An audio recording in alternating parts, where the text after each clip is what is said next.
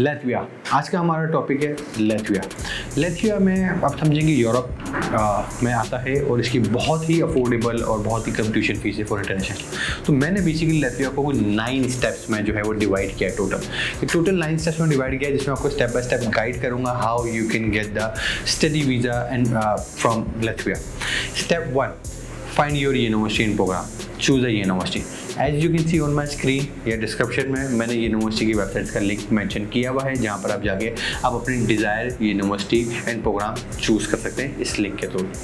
इसके अलावा आप इंट्रेंस रिक्वायरमेंट वगैरह को चेक कर सकते हैं, स्पेसिफिक रिक्वायरमेंट्स की क्या है एज पर प्रोग्राम। इस पर बैचलर्स, मास्टर्स, अंडर ग्रेजुएट और जो है PhD लेवल तक की तमाम इन्फॉर्मेशन मिल जाएंगे।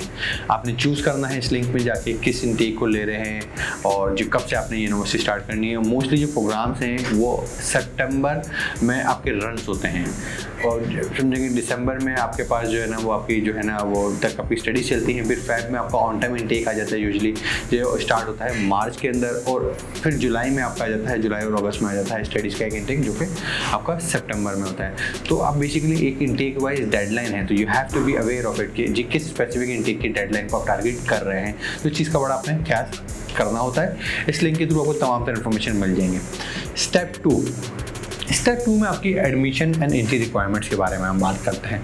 बड़ी सिंपल है। अंडर ग्रेजुएट वाले जो स्टूडेंट्स हैं, लाइक समझे कि ऐसा बच्चा जिसने intermediate HSC, FSC, SSC complete किया हुआ है, अंडर ग्रेजुएट का बच्चा है, हायर सेकेंडरी स्कूल किया हुआ है और 60% के साथ उसने पास किया हुआ है। फिर एटलीस्ट 60% जो है आपके पास होना चाहिए इन ईच सब्जेक्ट। ओवरऑल की बात नहीं कर रहा, ईच सब्जेक्ट में आपके हायर सेकेंडरी स्कूल में HSC में आपका 60% है, ओवरऑल 60 से अबव है, there is a chance you can apply and get the admission.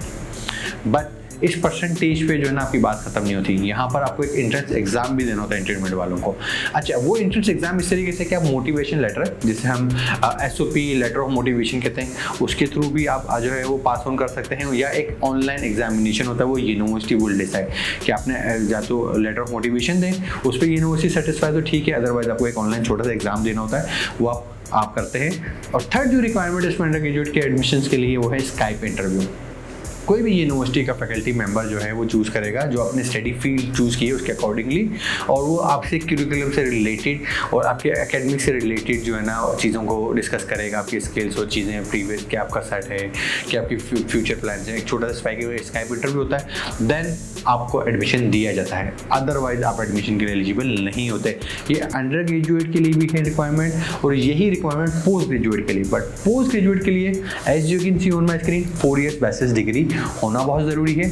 4 years from recognised institution आपके पास हो, प्लस ये जो 2 साल वाली डिग्री ना, क्योंकि यूरोपियन फ्रेमवर्क में आता है 2 साल वाली डिग्री होती है, 2 साल वाला बैचलर्स एक्सेप्टेबल नहीं है फॉर मास्टर्स, तो आप क्वालिफाई नहीं करते।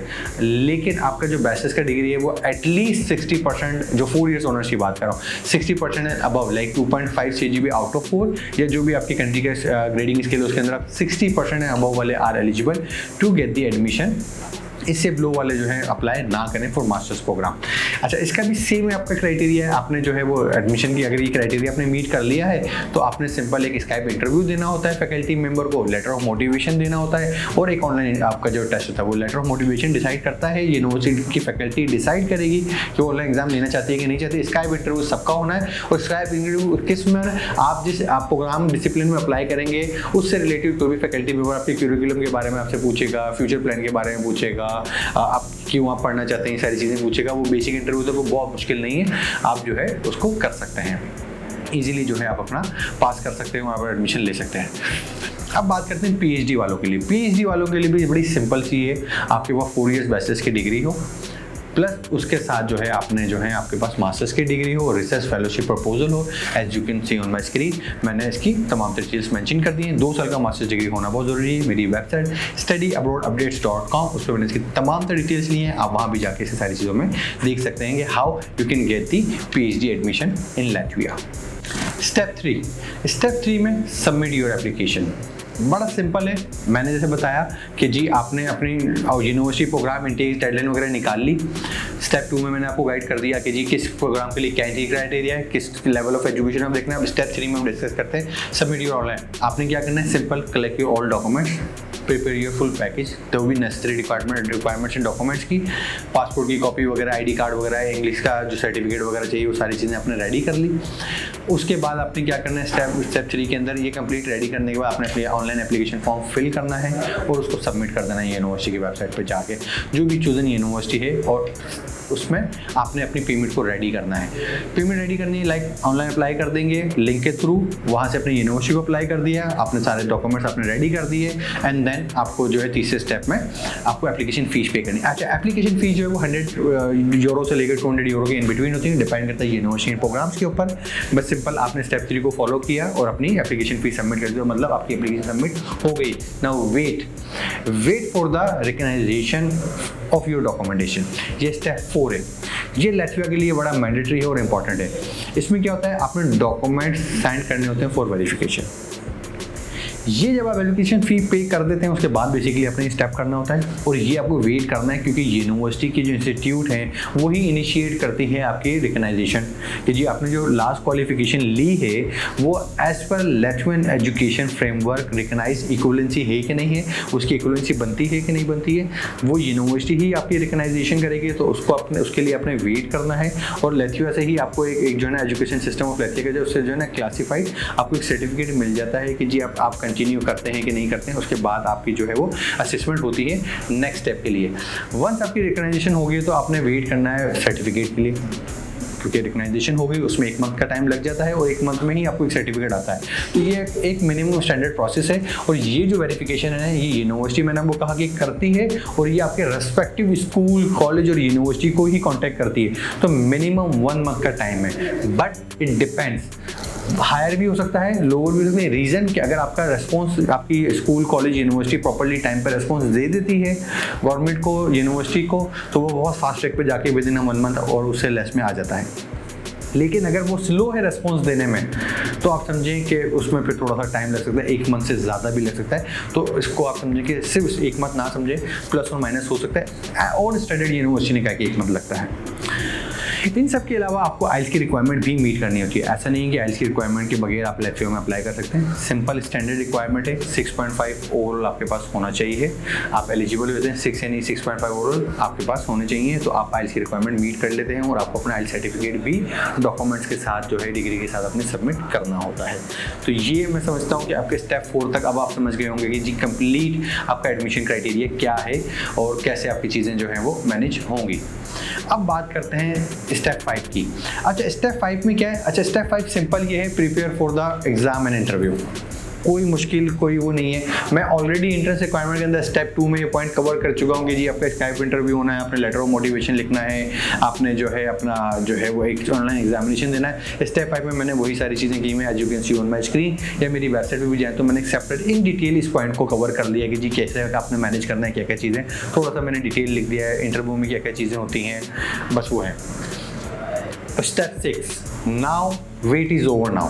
अब आपने क्या है स्टेप 6 में क्या है, receive your study agreement and pay the tuition fees. अब वो टाइम आ गया है जब आप इन सारे प्रोसेस से गुजर के आ चुके हैं, from admission till offer letter और इंटरव्यू, सारे आपने मराइल अपने कंप्लीट कर लिए हैं। अब आपने जस्ट सिंपल अपने एक स्टडी एग्रीमेंट यूनिवर्सिटीज आपको सेंड करती है, वो एग्रीमेंट आपने साइन करना है बिफोर यू अराइव। ठीक हो गया? आपने सिंपल वो साइन करना है and sending back to the university. University को आपने सिंपल ये करना है कि उसकी ट्यूशन फीस पे करनी है, वो भी आपके ऑफर लेटर के ऊपर मेंशन होगी, उसी के अंदर तमाम तर डिटेल्स और वो सारी चीज़ें मेंशन होती हैं। ट्यूशन फीस में आपको कोई साल की फ़ीस नहीं पड़नी है, फर्स्ट सेमेस्टर की फ़ीस पे करनी है और ईयर की, but mostly university first semester की फ़ीस मांग सकती है। अगर किसी यूनिवर्सिटी ने आपसे 1 ईयर की फ़ीस मांग ली है then you have to pay, otherwise no need. Some university ask for the security deposit, depend करता है कि कौन मांग रही है कौन नहीं मांग रही, तो इट डिपेंड्स। पब्लिक यूनिवर्सिटीज़ की जो फीस है ना वो बहुत अफोर्डेबल, नॉमिनल आप कह रहे हैं, यू कैन से अराउंड 3500 से लेकर 4000 यूरो या 4500 यूरो तक चली जाती हैं। तो 35 से 4500 यूरो के इन बिटवीन रहती है। लेकिन जो प्राइवेट यूनिवर्सिटी वो 5000 यूरो से लेकर 9000 यूरो तक चली जाती हैं। तो बेस्ट ये है कि पब्लिक यूनिवर्सिटी अप्लाई करें, they have a lot of public universities. 3,500 से 4,000 4,500 यूरो फीस है, which is quite affordable. Intake winter, January, autumn, October का इनटेक अवेलेबल होता है। तो आप विंटर एंड ऑटम दोनों अप्लाई करते हैं, एक जनवरी में स्टार्ट होगा और एक अक्टूबर में स्टार्ट होगा। इस साल का जनवरी इनटेक के लिए तो आप लेट कर गए हैं, लेकिन नेक्स्ट ईयर ऑटम इनटेक जो है अक्टूबर वाले के लिए, after watching this video you can apply. ठीक, अब बात करते हैं नेक्स्ट स्टेप के बारे में। अब नेक्स्ट स्टेप में जो है वो स्टेप 7 है। एडमिशन आ गया, सारी चीज़ें हो गई हैं, आपने पेमेंट भी कर दी है। अब वेट, स्टेप 7 क्या है? मैनेज यूर वीज़ा एप्लीकेशन और रेसिडेंट परमिट। यूनिवर्सिटी जब इन्विटेशन लेटर आपको मिल जाता है, जिसे हम वीज़ा लेटर कहते हैं, resident permit, then you have to apply for the visa. As you can see on my screen, मैंने इसकी तमाम से डिटेल आपके यहाँ पर मेंशन कर दी है, जो आपको स्क्रीन पे चलेंगे, जिसमें अपने तमाम डॉक्यूमेंट्स रेडी करने हैं। लेटर ऑफ एक्सेप्टेंस ले लेना है आपने यूनिवर्सिटी से, अपनी फंड्स की चीज़ें, रेसिडेंसी वगैरह के जो भी आपकी कंट्री की जो रिक्वायरमेंट्स हैं, under graded, post graded, different requirements आप मेरी स्क्रीन पर देख रहे होंगे। इन सारे क्राइटेरिया को आपने फॉलो करना है और वीज़ा को अप्लाई कर देना है आप। अच्छा, ये बेसिकली वीज़ा भी जो है ना डिपेंड करता है, आपने बेसिकली लैथुआन एम्बेसी जाके जो है ना वो सबमिट करना होता है। कहीं काउंसलेट बना हुआ है, कहीं एम्बेसी बना हुआ है, वो आप अपने कंट्री स्पेसिफिक देखें कि आपकी कंट्री में क्या प्रोसेस है, वो वीएफएस के थ्रू ले रहे हैं या एम्बेसी बुला रहे हैं या काउंसलेट में जाके आप सबमिट कर सकते हैं। स्टेप 8 में क्या है? लिथुआनिया स्टूडेंट वीज़ा रिक्वायरमेंट, जिसका वेट कर रहे थे। तो सबमिट तो मैंने 7 पे वो पॉइंट कवर कर दिया है, ताकि आपको एक आइडिया हो, एक फ्लो चलता आ रहा था कि जी आपने यहाँ से यहाँ तक का जाना है। अब 8 पॉइंट में बेसिकली मैंने जो है ना सिंपल सी जो है ना आपकी डॉक्यूमेंट चेकलिस्ट जो है वो मेंशन की हुई कि आपको जब चीज़ें मिल जाती हैं, ऑफर वगैरह आ जाता है, सारी चीज़ें रेडी हो जाती है, ये सिंपल डॉक्यूमेंट की चेकलिस्ट है। आप मेरी स्क्रीन पे देख रहे होंगे या मेरी वेबसाइट studyabroadupdates.com, वहाँ पर मैंने चेकलिस्ट मेंशन कर दी है। Step 9, list of public and private university. As you can see on my screen, मैंने ये वो तमाम होमवर्क आपके लिए कर दिया है, जिसमें आपको मैं list of public and private universities की भी दे रहा हूँ, तो आपको कोई ढूंढने की ज़रूरत नहीं है। ये कोई 9-10 यूनिवर्सिटियाँ मैंने आप लोगों के लिए निकाल दी हैं, इनमें से आप फॉलो कर लें। इसके अलावा कोई यूनिवर्सिटी हो जो मेरे अबव गिवन लिंक है या जो डिस्क्रिप्शन में लिंक है उसको आप फॉलो कर लें, वहाँ से मिल जाएगी, या मेरी वेबसाइट को आप विजिट कर लें, तो वहाँ पर आप इन तमाम सारी यूनिवर्सिटी की तमाम कर। Well, that's it for today. I hope you like my video. If you have any confusion or query, please feel free to ask.